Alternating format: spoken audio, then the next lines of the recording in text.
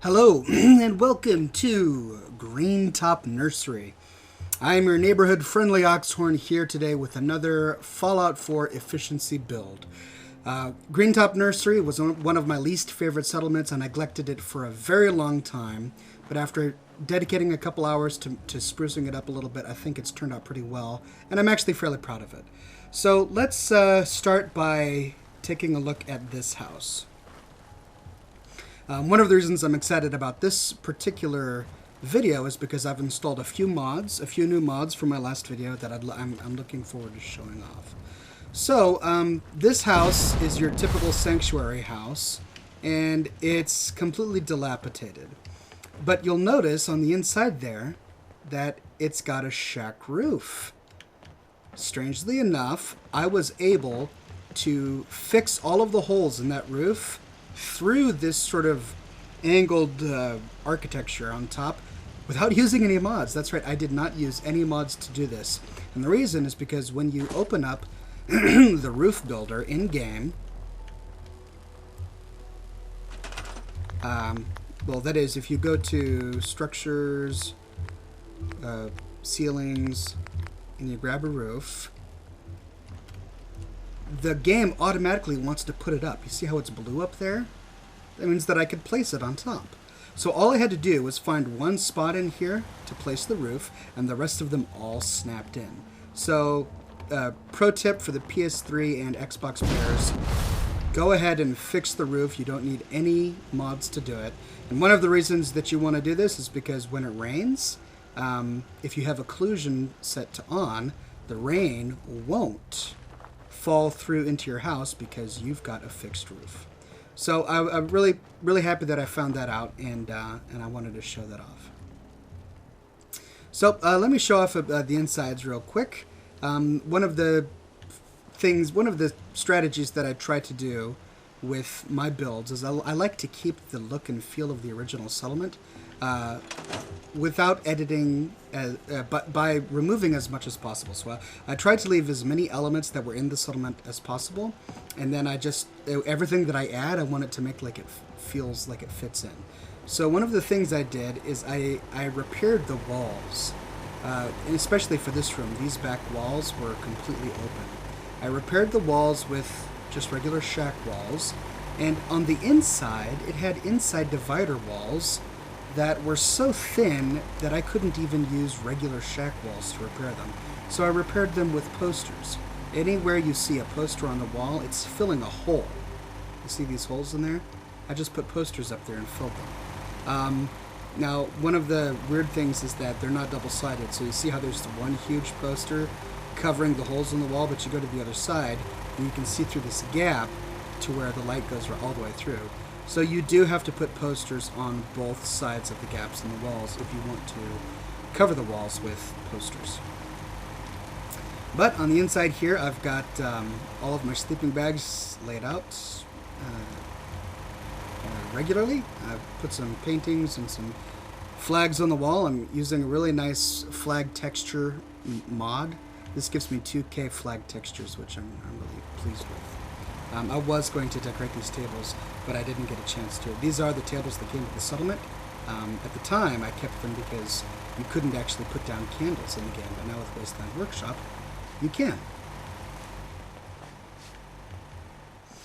Now in here, this is where I get to show off some of my new mods. So did you see how she was sweeping a moment ago, and you see how she's standing there with a clipboard?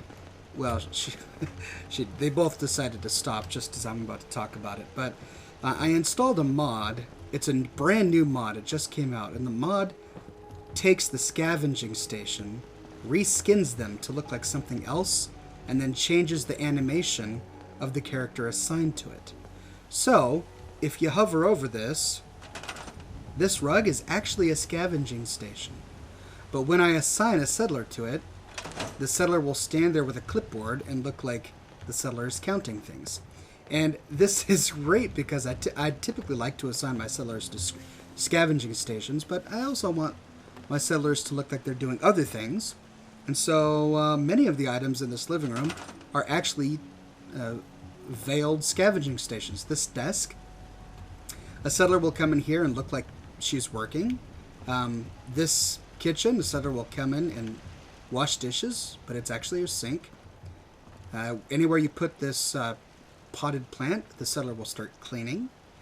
This radiator, you place the radiator and the settler will come in with a blowtorch and start to weld on the radiator or try to fix it. Same with this mailbox. If you put this mailbox here, a settler comes up and looks like he or she is trying to work on it. And then the same is true here in my little workshop area. Well, first, let me see if I finished everything. Yeah, I pretty much finished everything. So I've got my terminal in here, and I wire it through this open window, and it worked out pretty well. There, see, I've got the settler here, and she's doing dishes. In reality, she's generating scrap because this is a scavenging station, but it looks like a dishwasher, and she's doing dishes. Great little new mod. Yeah, this one is sweeping. It's actually just a dustbin, but it's really a scrap station, but it looks like a dustbin, and she's sitting there cleaning up. So I've got a shelf filled with food here. Here's a stove. Here's my operating cooking stove. You can actually craft at that stove. Not at that one, but that's the actual resource in game. And I decorated them up all nice. There she is sweeping by her little potted plant. And then I used the same mod to generate some really cool stuff here in the workshop. So this is a scavenging station, but it looks like a shelf with a bunch of stuff on it. And the animation is that she's taking inventory. I put a regular scrap station right there. This is a scrap station as well, but it looks like a toolbox, and with a unique animation. That's just a filled shelf, and here's my favorite. This is a Protectron robot. It's really a scrap station, but when the settler comes to work on it, she'll pull out her torch and start welding it. Now, there is a glitch with this particular one in that the animation causes her to lean forward while she's holding the welding torch, which actually makes her knock the Protectron over. Settlers walking by will knock it over, and the animation causes her to knock it over. So I've found that I had to lean it against the wall like this, so that when she pushes forward against it, she doesn't knock it over. I may rearrange things in a little bit, but at the moment, that's my get around for it. Around back, there's this unique little thing. I don't know what this is. I didn't see it in game. It looks like insulated piping, so I'm assuming water. But it has a unique animation as well. This is a scrap station. It has a unique animation when my settler comes, takes a look at it.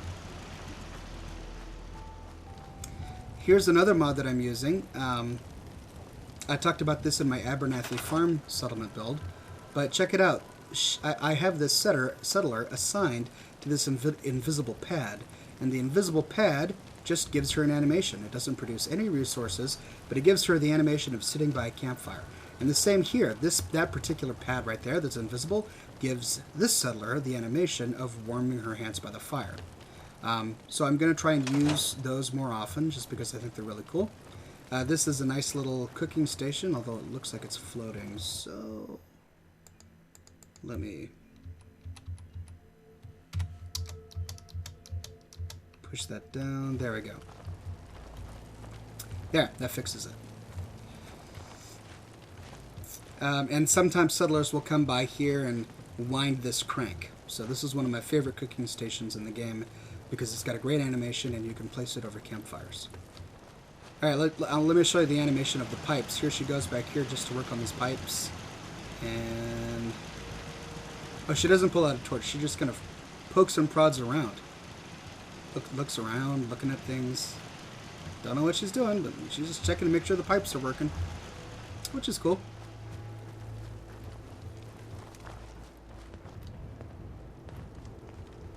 Clipboard lady is back. I find that some of the animations get activated more often than others. Like, we haven't seen the person sitting at the desk yet, and I'm not sure why. Alright, what is that doing there?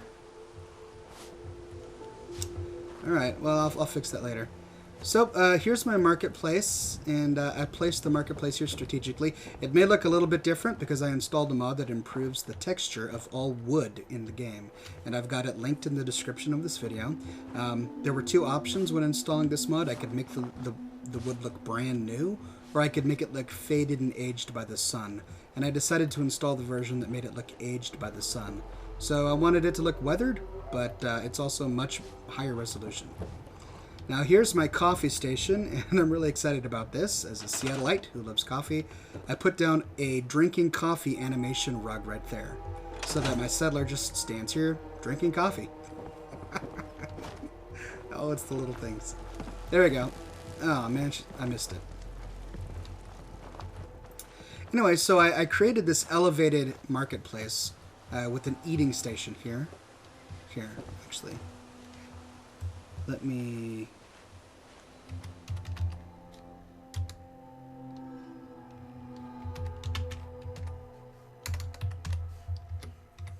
There we go. Since I'm not really playing, I'm sort of giving a tour of the settlement. Let's see if this gives me better, if this looks better. So this is my table filled with all sorts of goodies. This is my shop. Whoa, that goes by way too quick.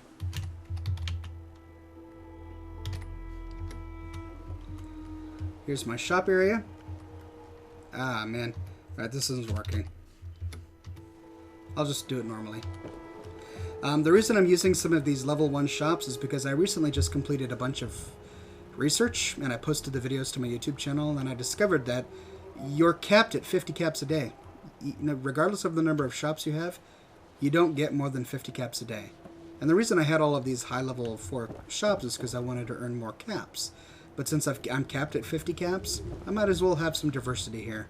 So I had actually purchased some low-level shops when I was first starting out the game with this settlement, and I had them hidden and I didn't scrap them. So I just laid them down, and I decided to have a little bit of a difference here. So I've got my 7 shops all around the corner. These came with the mod. I believe it's crafting something 9,000. Set these down, and the settlers do sit at it. And not only that, but they come with unique animations. The settler will come, sit down, and then pull out a clipboard and do itinerary or something like that.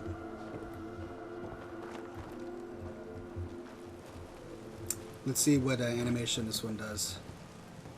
Oh, it's that one again. All right, let's turn on our spawn points, because now we're going to talk about defense.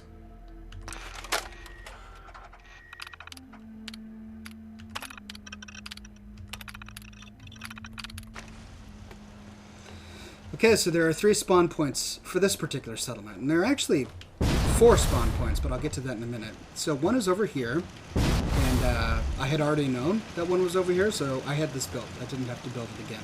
I tweaked things a bit, I stacked this on top of there, and I moved things around, but I already had this built. In addition to this nice defense turret here with 1 heavy laser turret, 1 missile turret, 1 ballistic missile turret, and then 1 spotlight, I have this elevated guard station, and I've got a guard assigned to it. I'm experimenting with some of these sirens to see if my settlers will respond more easily. So I've got a siren at each defense station, and it's all wired up really well. Coming down here, we see that the next spawn point is right here in an awkward spot, directly in the middle of your settlement. Here, I'll show you the settlement walls. Yeah, that's the settlement wall right there. So it's within the borders of your settlement, and you don't have a lot of space because there's a giant greenhouse right here. So you're really stuck because you can't put missile turrets right here pointing that way. Because if you happen to have settlers walking through here, you're going to hit them, and you may destroy resources. And you can't do the same thing over here pointing this way for the exact same reason. What if you've got crops that are right on the other side of this wall, the area effect damage of the missile turrets might just destroy them.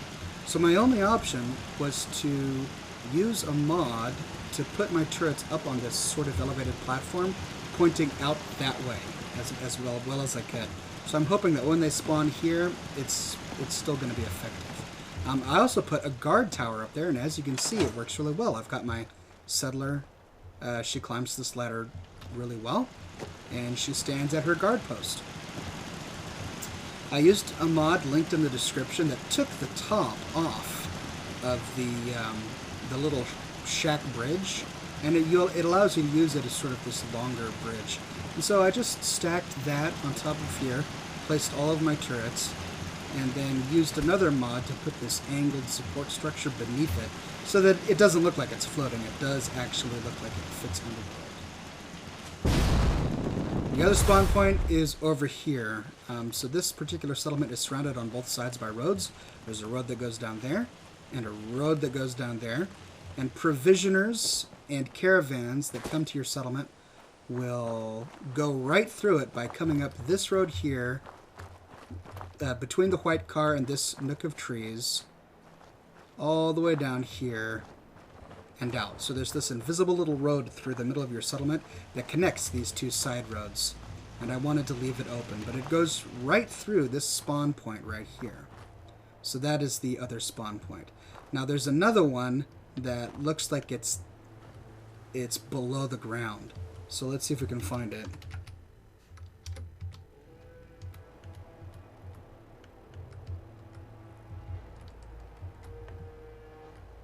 There's the first one, and the second one is right there. There it is. See it?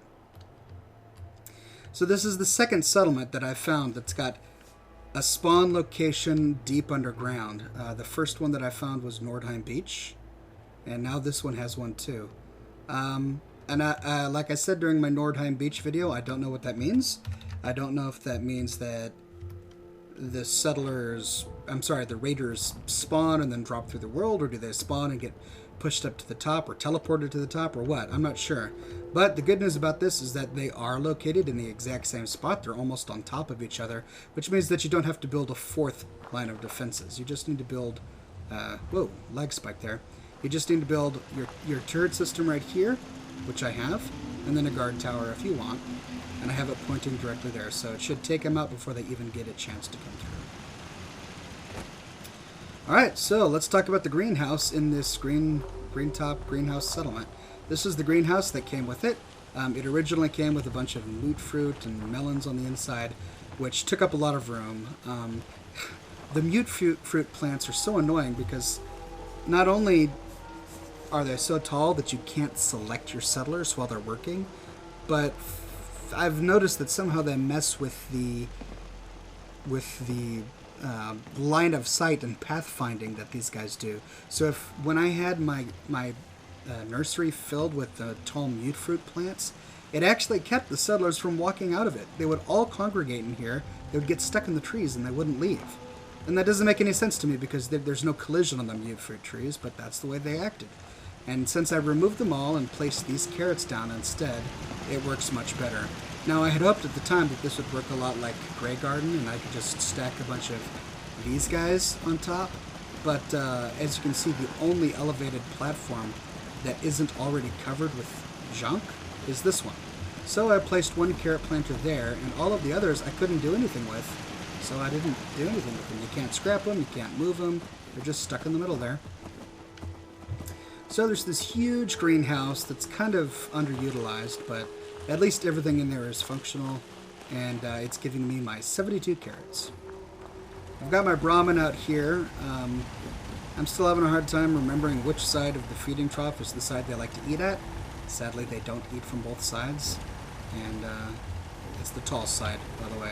It's slanted slightly, so it's the tall side they like to eat from. Sometimes when they're eating, they'll hover on top of my generator room, so I had to push these out a little bit. But this is my generator room, and I think I've got 35 or 38 power. 41. I've got 41 power in that one room, and it's nice. It keeps all of my generators up and out of reach of enemies and far away, so that it doesn't make a lot of noise. And then I just pipe it through this power pylon through the rest of the settlement. I've got 2 water pumps, and I place these buckets underneath them. Let me show you what else I'm doing for water. For water, I've got these water generators, these water pumps. The powered water pumps that came with Wasteland Workshop, I have 3 of them. Each of these produces 10, so 10, 20, 30. I've got 30 water being produced, and I pipe the electricity up through the top. Goodness. That's another frustrating thing about this settlement. There's a lot of fallen trees and branches and debris that you can't scrap. In every other settlement, when you see stuff like this lying around, you can scrap it. But in this settlement, you can't. It's just stuck there for some reason. So you got to work around it. And finally, I had to create another shack because my settlement is so large with close to 36 people. And here it is. It's fairly simple. I threw some rugs down so they're not sleeping on a cold floor, and that's about it. Didn't go all crazy. I've got all their beds in there. They each have their own sleeping bag. And that's about it. I might put a lamp or some electricity in there later on. But that's the settlement, ladies and gentlemen. It's an efficiency build. It's pretty straightforward. I'm really pleased with these new mods that I found. It adds another level of depth and character to my settlements instead of having them all walking around or all standing on one spot. I mean, they still do walk around, and that's good. I like to see some activity. But I also like them doing the unique things. I mean, the only drawback is they do stand at these same stations the entire time, and they don't move. But, yeah, it's okay. It's not the end of the world. I'm not too upset about that. I was really hoping my settler would come by and start working on this robot, but for some reason, the settlers like to work on some of these scrap stations a lot more than others, and I'm not sure why. I've also found that anytime your settlement gets attacked, it tends to mess with the AI of these guys, and they just sort of stop, and I don't know. Anyway, there you go. There's my Greentop Nursery. I had a whole lot of fun with it. I got to test out some new mods, and I hope you enjoyed. Thanks for watching.